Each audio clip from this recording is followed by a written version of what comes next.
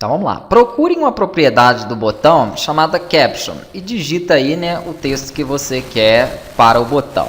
Mais para baixo você vai ter a opção de fonte, tá? Aí eu acho que aqui vai ser ideal uma cor clara. Então nós temos aqui, por exemplo, CL Window, temos ali algumas outras também que atendem bem. E o texto dele, como vem com padrão em 8, eu vou aumentar um pouquinho, 11, acho que tá bom, né? Talvez um pouquinho grande, 10, aí fica um pouco mais suave. Acho que fica legal. Aí você tem propriedades aqui no estilo, por exemplo, para deixar em negrito, se você quiser, ó, marcando bold, né? Acho que não vai ficar bom não. Poderia mudar também outro tipo de letra, conforme a sua necessidade.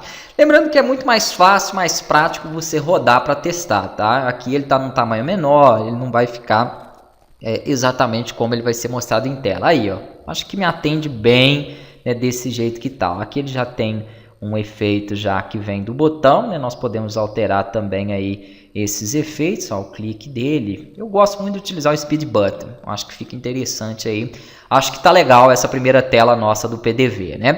Vamos pegar aqui o botão, vamos para algumas outras configurações dele. Então aqui nós vamos ter, por exemplo, as propriedades aqui, né, de cor, como eu mostrei. Temos o Flat, que é para poder deixar ele sem cor de fundo, né? Transparente é o botão que aceita transparência, o botão o outro modelo não aceita. Temos o Glyph aqui acima, que é para colocar imagem, caso você queira. Então depois nós vamos ver também alguns botões com imagem, principalmente no nosso menu. O que mais aqui? Vamos colocar um nome para ele, a propriedade aqui do name, btn, eita, login. Beleza, ou o nome que você também aí preferir. Tem uma outra propriedade que é o cursor, tá? Que é muito legal para botão você colocar a mãozinha, pelo menos eu gosto, então que é o handpoint. Eu vou colocar aqui para que ele fique mostrando esta opção aí. Essas outras caixas vai ser o TXT senha e o TXT usuário. É só o que eu preciso aqui para poder trabalhar, né, com o meu projeto. Tem usuário que prefere colocar, em vez, por exemplo, de um show message, né, um message show aqui, algumas classes de mensagem, prefere utilizar aqui, ó, uma label e retornar essas mensagens aqui na própria tela, tá? Isso aí também fica a seu critério, se você preferir utilizar um componente de label e trabalhar desta forma. Por enquanto eu vou utilizar as classes de mensagem mesmo.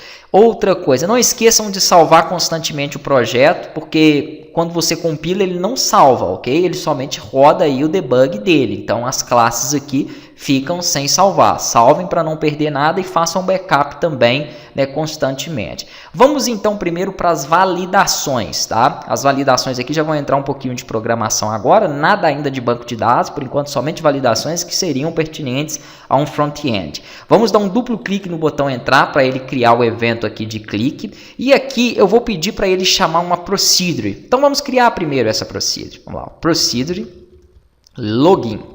Pronto.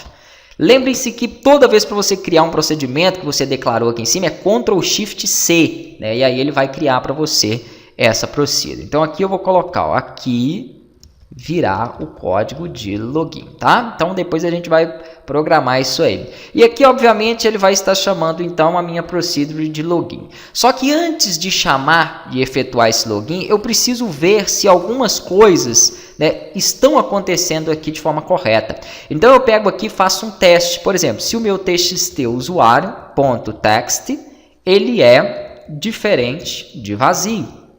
Ok. Se ele for diferente de vazio, né, aqui na verdade é aspas simples, significa que tem dados lá, ok? Eu poderia testar também se ele é igual, ok? Se ele for igual a vazio, por exemplo, eu poderia pedir para que ele me desse uma mensagem, algum retorno.